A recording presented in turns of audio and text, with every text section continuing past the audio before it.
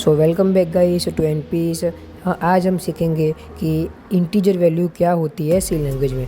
तो जैसे कि हमारी नई स्क्रीन में आप देख सकते हैं कि हम शुरुआत कर रहे हैं अभी हेडर फाइल से, और ये हेडर फाइल आपको हर एक प्रोग्राम में लिखनी कंपलसरी है क्योंकि बेसिक से बेसिक फाइल है। इसके सिवाय आपका प्रोग्राम ठीक से रन नहीं होगा बेसिकली सी लैंग्वेज में। तो यहाँ पे हमने लिख दिया है stdio और conio। उसके बाद हम फंक्शन लिख रहे हैं void main, दो ब्रैकेट करके, उसके बाद और दो कर्ली ब्रैकेट हम यूज़ करके लिख रहे हैं क्लियर्स के, क्योंकि सबसे पहले वही टैग लिखना से सबसे अच्छा रहता है कि नहीं दूसरी कोई चीज़ हमारी स्क्रीन में रेंडर ना हो।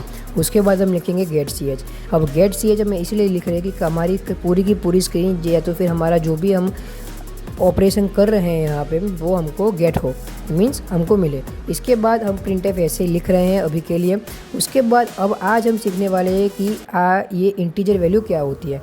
अब नंबर को हम जब यहाँ पे इंट्रोड्यूस करना चाहते हैं तो उसके लिए हम यूज़ करेंगे इंटीजर वैल्यू। अब इंटीजर वैल्यू तो यही सी लैंग्वेज ऐसे हम समझ पाएगा नहीं, इसीलिए उसके लिए एक अलग से फंक्शन आता है जिसको हम बोलते हैं INT, इंट फंक्शन। अब इंट फंक्शन की भी बहुत सारी वेराइटीज़ होती है, जैसे कि नॉर्मल इंट होता है, लार्ज इंट होता है, लॉन्ग इंट होता है।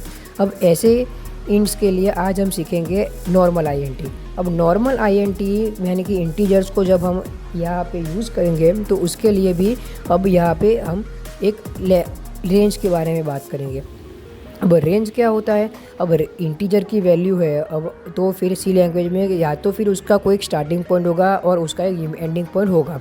अब सी लैंग्वेज के लिए वो स्टार्टिंग और एंडिंग पॉइंट है और उसको हम बोलते हैं -32,768 नंबर से लेके 32,767 तक। और ये इसके बाद की वैल्यू को यूज़ करने के लिए हमको दूसरा फंक्शन यूज़ करना पड़ेगा। उसके बाद इसके अलावा की वैल्यू ये सी लैंग्वेज में INT फंक्शन यूज़ नहीं कर पाएगा। तो आइए देखते हैं कि उसको यूज़ कैसे करते हैं। उसको यूज़ करने के लिए हमको सबसे पहले जो है ये आप देख रहे हैं क्लियर स्क्रीन के ऊपर हमको एक नया फंक्शन डालना पड़ेगा जो है ऑफकोर्स INT इंट।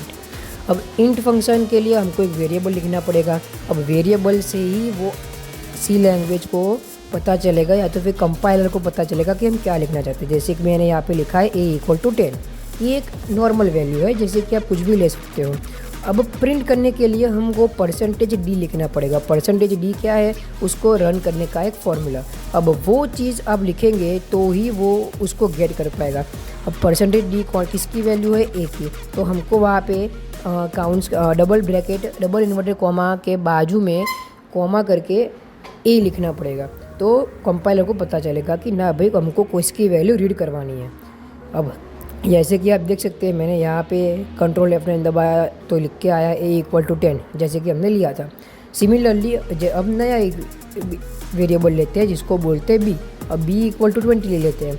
अब सेम टू सेम नीचे हम छाप देंगे कि ना b = %d, b।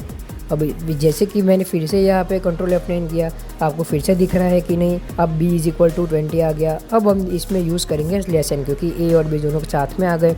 आप ऊपर भी स्लैशन यूज़ कर सकते हो, नीचे भी स्लैशन यूज़ कर सकते हो, जितने जहाँ पे आपका मन करे।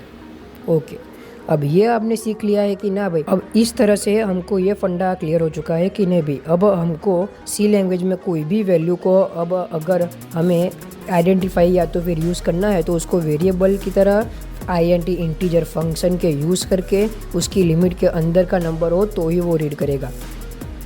Thank you for watching guys.